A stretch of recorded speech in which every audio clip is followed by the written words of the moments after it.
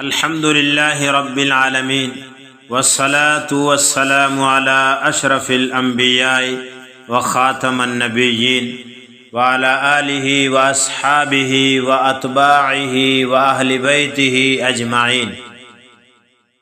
محترم و مکرم سامعین، رمضان المبارک میں ایک بہت بڑی فرض عبادت روزہ ہے۔ آج کی نشست میں ہمارا عنوان روزہ اور اس کے فضائل کے حوالے سے ہوگا۔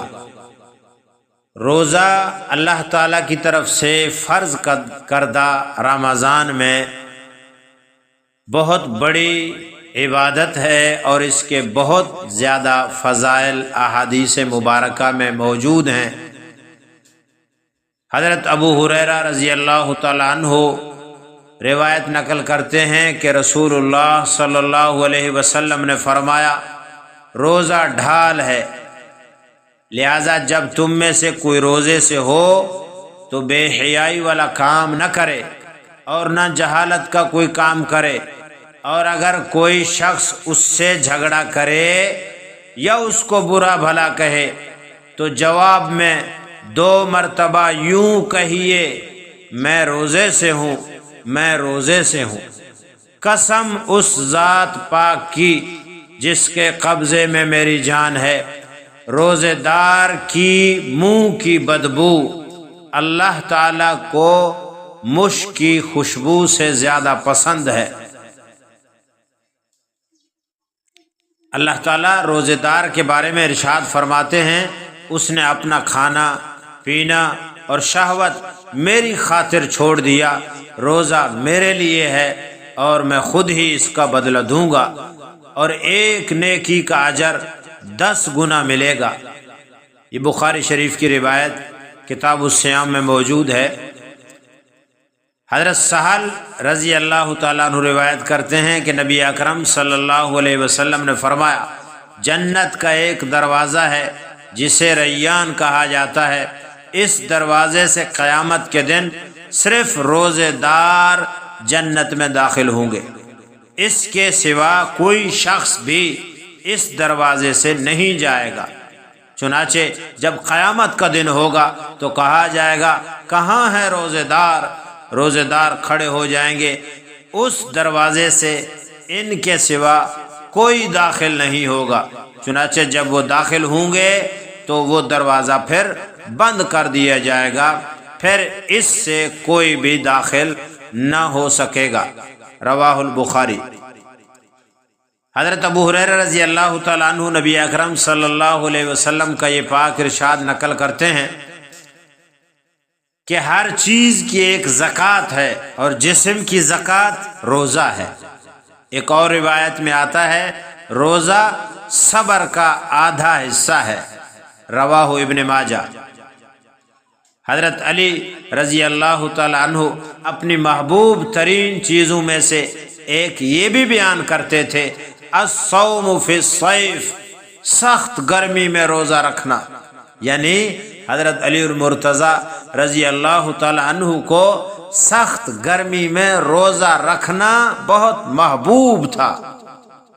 اور حضرت سیدنا ابو الدرداء رضی اللہ تعالیٰ عنہ فرماتے تھے، صلو فی ظلمت اللیل رکعتین لظلمت القبور، رات کے اندھیرے میں 2 رکعت ادا کیا کرو قبر کے اندھیرے سے بچنے کے لیے۔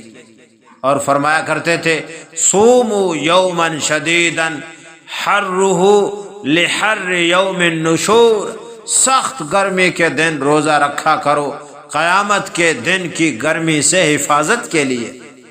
اور فرمایا کرتے تھے، تصدقوا بصدقۃ لشر یوم عسیر، اور صدقہ دیا کرو ایک مشکل دن کی آسانی کے لیے۔ صحابہ کرام رضوان اللہ علیہم اجمعین کس قدر گرمی کے روزے سے محبت کرتے تھے۔ اب تو الحمدللہ موسم بھی اتنا گرم نہیں ہے، شاید کسی علاقے کا گرم ہو، وگرنہ موسم بھی اتنا خاص گرم نہیں ہے۔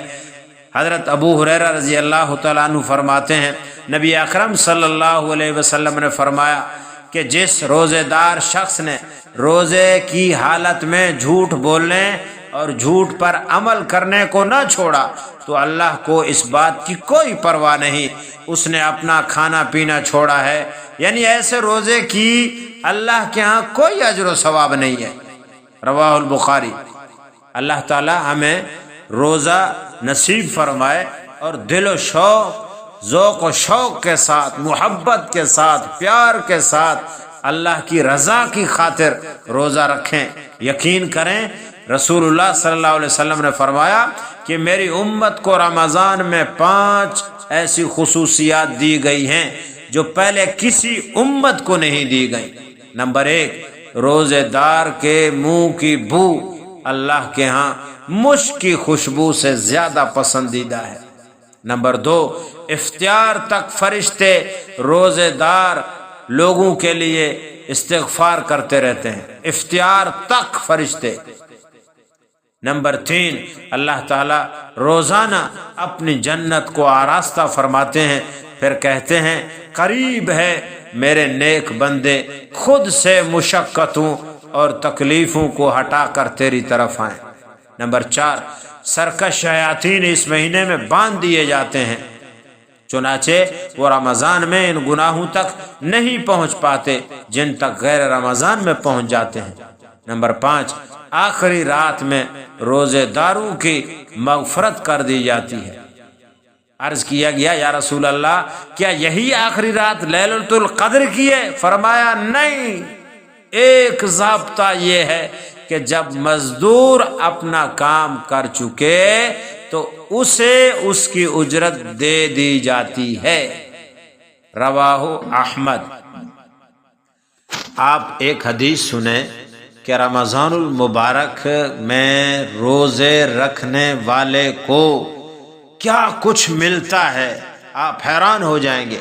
حضرت عبداللہ بن مسعود راوی ہیں، نبی علیہ الصلوۃ والسلام نے ایک مرتبہ رمضان کی آمد کا ذکر فرمایا، فرمایا کہ اگر لوگوں کو وہ اجر و ثواب معلوم ہو جاتا جو رمضان میں رکھا گیا ہے تو میری امت یہ تمنا کرتی کاش پورا سال رمضان ہو جائے۔ آپ کی یہ بات سن کر ایک شخص نے عرض کیا اے اللہ کے رسول ہمیں اس کے متعلق کچھ بتائیے، بیان فرمائیے۔ آپ صلی اللہ علیہ وسلم نے فرمایا جنت کو سال کے شروع سے آخر تک رمضان کے لیے سجایا جاتا ہے، یہاں تک کہ جب رمضان کا پہلا دن ہوتا ہے تو عرش کے نیچے سے ایک ہوا چلتی ہے جس سے جنت کے پتے بجنے لگتے ہیں۔ یہ مزید تفصیلی ایک روایت ہے، آگے جا کر اس میں آپ صلی اللہ علیہ وسلم نے یہ بات بھی ارشاد فرمائی کہ اس رمضان میں روزہ رکھنے والے اہل ایمان کی شادی حور عین سے کر دی جاتی ہے۔ وہ حور عین ایک خیمے میں رہتی ہے جو ایسے موتی سے بنایا گیا ہے جو اندر سے خالی ہے، جس کے بارے میں خدا قرآن پاک میں سورہ رحمان میں کہتا ہے حور مقصورات فی الخیام، ان حوروں میں سے ہر ایک نے 70 جوڑے پہنے ہوئے ہوں گے، جن میں سے کسی ایک جوڑے کا رنگ بھی دوسرے سے نہیں ملے گا، اور ان 70 رنگ کے کپڑوں میں سے ہر کپڑے میں ایسی خوشبو ہوگی جو دوسرے رنگ کے کپڑوں میں نہیں ہوگی۔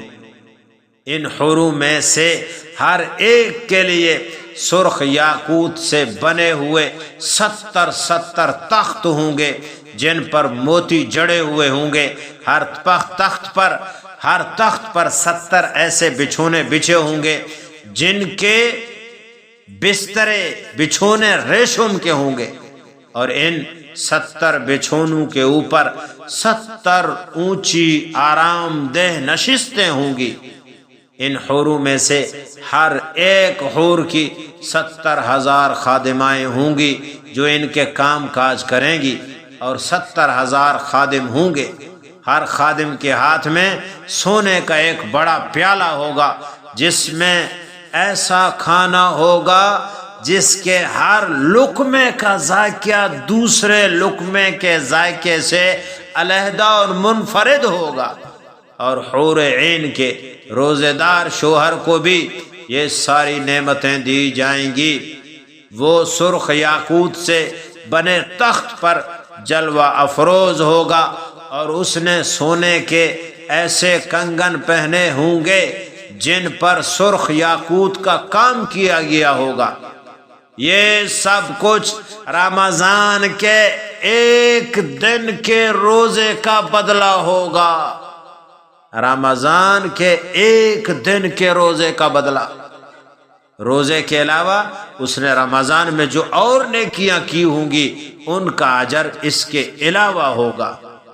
اخرجہ ابو یعلا، اور مجمع الزوائد میں یہ روایت موجود ہے۔ حضرت ابو سعید رضی اللہ تعالیٰ عنہ فرماتے ہیں نبی علیہ الصلوۃ والسلام نے فرمایا 6 صفات جس شخص میں ہیں وہ حقیقی مومن ہے۔ نمبر 1 وضو پورا کرنا، نمبر 2 بادلوں والے دن نماز جلدی پڑھنا، نمبر 3 سخت گرمی میں زیادہ روزے رکھنا، نمبر 4 دشمنوں کو تلوار سے قتل کرنا، نمبر 5 مصیبت پر صبر کرنا، نمبر 6 بحث نہ کرنا اگرچہ حق پر ہو۔ دیکھیں آپ کتنے رمضان کے روزوں کی فضیلت ہے۔ حضرت ابو سعید رضی اللہ تعالیٰ عنہ نبی علیہ الصلوۃ والسلام کا پاک ارشاد نقل کرتے ہیں رمضان المبارک کے روزے اگلے رمضان تک کے گناہوں کا کفارہ ہیں۔ سبحان اللہ، سبحان اللہ، کیا عظمت ہے رمضان کی اور کیا فضائل ہے روزے کے۔ اللہ تعالیٰ سے دعا کرے اور کوشش کرے کوئی ایک روزہ بھی بغیر عذر کے رہے نہیں۔ حضرت معاذ فرماتے ہیں نبی علیہ الصلوۃ والسلام نے فرمایا جس شخص نے رمضان کے روزے رکھے، 5 نمازیں ادا کی، بیت اللہ کا حج کیا، تو اللہ تعالیٰ اپنے فضل سے اپنے ذمے لے لیتا ہے کہ اس کی مغفرت فرما دے۔ کنز العمال۔ حضرت علی رضی اللہ تعالیٰ عنہ فرماتے ہیں نبی علیہ الصلوۃ والسلام نے فرمایا جب رمضان کا مہینہ آتا ہے تو اللہ تعالیٰ عرش کو اٹھانے والے فرشتوں کو حکم دیتے ہیں کہ وہ تسبیح روک دیں اور امت محمدیہ اور مومنین کے لیے استغفار کریں۔ سبحان اللہ، سبحان اللہ۔ ان فضائل کو سن کر اب بھی اگر کسی کا ضمیر نہیں جاگتا، یا اب بھی اگر کوئی روزہ رکھنے کے لیے تیار نہیں ہوتا، اور اگر اب بھی وہ رمضان میں اطاعت اور عبادات کی طرف نہیں آتا، تو زہ نصیب وہ جانے اس کے نصیب۔ میں دعا کرتا ہوں اللہ تعالی ہر مسلمان کو، اہل ایمان کو رمضان میں خوب اطاعت کرنے کی توفیق عطا فرمائے۔ اللہ تعالی ہم سب کو عمل کرنے کی، آگے پھیلانے کی توفیق عطا فرمائے۔